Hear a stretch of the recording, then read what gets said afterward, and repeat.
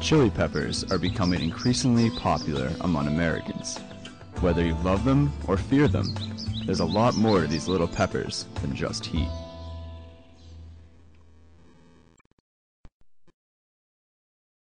Well, my name is Christian Madrid. I'm born in Honduras. I did my undergrad as agronomic engineer in Honduras. Then I got a master's degree in Mexico, more with vegetables, and right now I'm a PhD student in UMass Amherst. What we're working with, it's almost like 7 different types of peppers. What we do is, because we want to focus in the more ethnical type of peppers, we try to get the seed from Mexico. So these are real, original, traditional peppers, the ones you won't find on the market. The difference actually is the smell that a real traditional pepper has. Also the appearance it has. It's not so a perfect pepper, but the flavor and the smell that it has is really what is make it a real traditional pepper. And you have by the other side the American type of market. The American type of market, you have people that are really kind of looking for new things. So it's not just they want to try a pepper, they want to know the background of that pepper, why this pepper is different from the other one. It's kind of confusing for people that don't know or they're not into into the things of the peppers. For example, this one, when it's green, it's called poblano, and when it's red and they dry them, it's called ancho. Why they dry them? First, because it's easy to store. It's easy to carry out.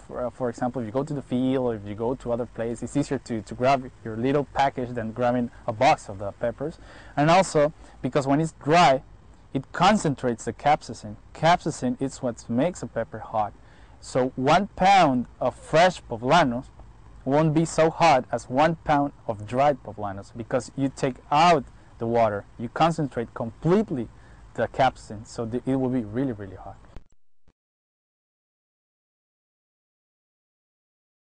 Capsaicin is the chemical compound found in peppers that's responsible for bringing the heat. The Scoville scale is the scientific measurement of the amount of capsaicin in chilies. The heat is measured in Scoville heat units. A bell pepper ranks 0 on the Scoville scale. There are dozens and dozens of chili peppers, each carrying a different heat level. Your standard jalapeno is about 5,000 Scoville heat units. The higher up on the Scoville scale you go, the more heat you get. These beauties are the Scotch bonnet habaneros, about 325,000 Scoville heat units. They're over 65 times hotter than a jalapeno, and they're not even the hottest around. We grow jalapenos, which is the most popular one of the peppers. Jalapeno, when it's dried, is called chipotle. In the lowest levels of the Scoville units, we grew poblanos, which is like the big pepper. They use it stuffed most of the times. Guajillos, which is like a red type of pepper, a big one. Chilacas, which when it's dry, it's called negro. When you go to the American type of market, you go more into if they like it or not, and how you teach them how to prepare it. Because most of the people around here, they got really afraid when you talk about peppers. You show them a pepper and they want to run, because they don't know how to prepare, they don't know how to cook it. So you can cook a really hot pepper like the guajillo or an habanero actually in your food, and it will be tasty. It won't be so hot and so spicy. Chili peppers are loaded with vitamins, minerals, and antioxidants. Capsaicin acts as an anti-inflammatory, so although chili peppers may cause pain, they've also been found to be pain relievers for things like arthritis, sinus, and migraine headaches.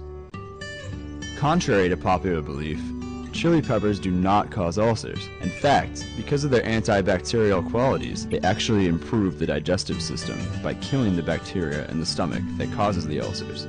Cultures that regularly eat chili peppers also have lower rates of stroke and heart disease. They also increase their metabolism, causing you to burn fat and lose weight. Many also believe they improve sex drive and enhance sexual pleasure, but that could just be the endorphins talking.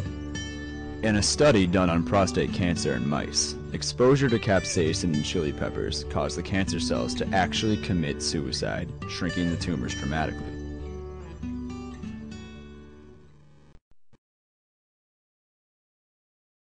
Meet Kyle Cross, a hot sauce reviewer and longtime lover of chili peppers. I joined the Hot Pepper like 9 months ago, and I remembered seeing a post that the owner was looking for reviewers. I'm like, well, I'm new, I'm not going to do anything, I'm just going to sit on it. At that point, I'd been fairly active because it started to get my my garden going. Maybe 2 months after that, he was still looking for people. So I sent him a private message. He wanted a writing sample. He wanted 2 or 3 writing samples. I sent him one, and I said, this is what I have time for right now. And he responded, and he said, it's perfect. Actually, I'm just looking for complexity. I mean, a sauce can be good if it's simple, because it can be used with a broad range of things. That's nice. You have to build up your tolerance to be able to taste the nuances of those ultra hot peppers. But even for people who don't eat them regularly, in the right proportions, they can be really, really good. The hottest pepper in the world is the Naga Moric from India, sometimes called the Boot Jolokia. It is new in that people have just started hearing about it in the past 2-3 years, and actually I think over the past year it's gotten a lot more popular. You're seeing a lot of more commercial sauce makers using it in their sauces. To give you an idea how hot this pepper is, self-defense pepper spray is about 2 million Scoville heat units. So yeah, it's half the strength of something that can debilitate you. Why would anyone want to eat something like that?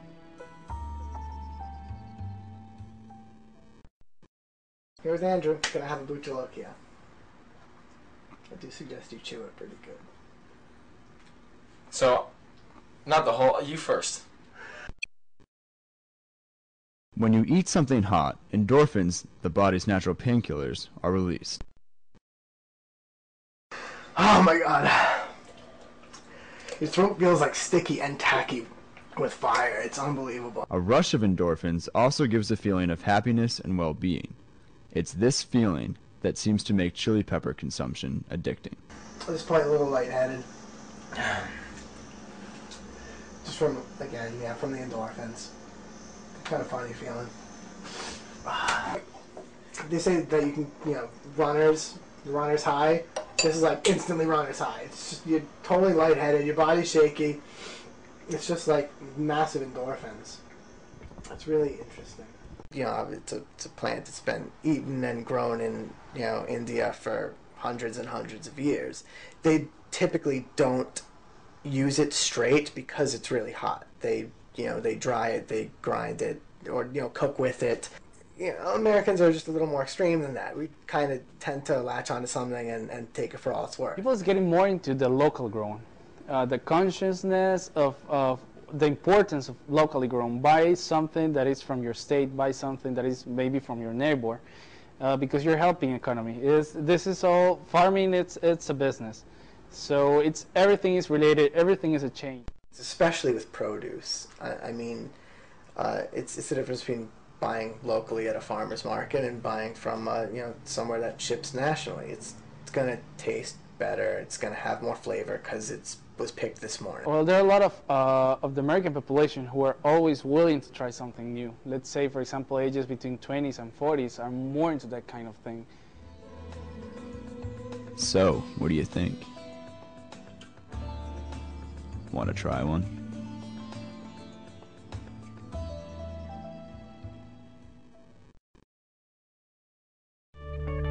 No, you gotta try the food, dude. Oh, the food? Oh, I don't know about that. Yeah, you have to.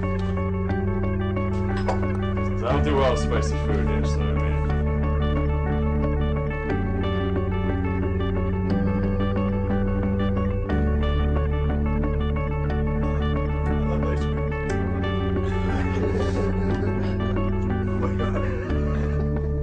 I swear I'm not correct. Like I tried, do not do well with spicy food. Oh, I just got mad.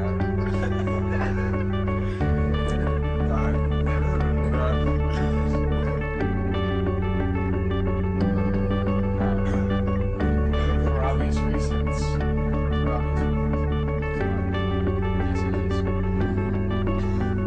This is the best thing I've ever seen. record, I hate you all.